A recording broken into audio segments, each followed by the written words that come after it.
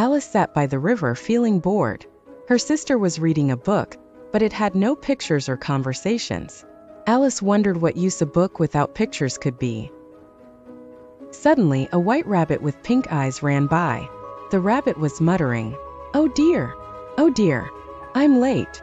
It pulled a watch from its pocket and hurried on. "A talking rabbit with a watch. How curious," thought Alice. She chased after it. The rabbit darted into a rabbit hole. Without thinking, Alice followed it down. She fell for a long time but wasn't hurt.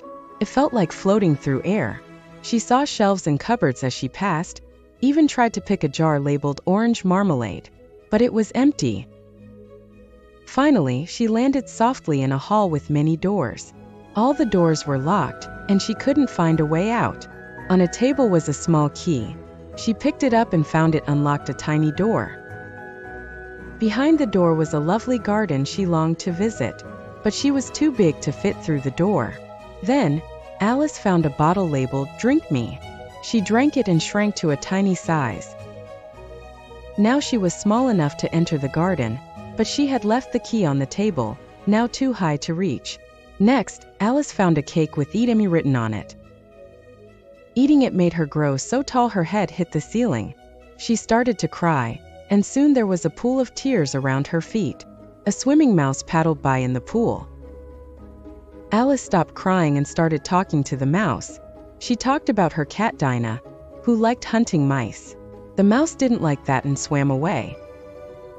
More animals joined them in the pool, talking about how to dry off. They held a caucus race, running in circles to dry off with no winner. Alice gave prizes of sweets.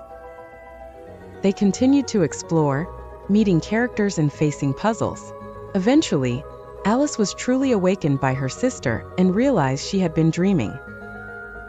Though the adventure was over, the curious world remained in her mind, and she smiled, thinking of all the wonders she had seen.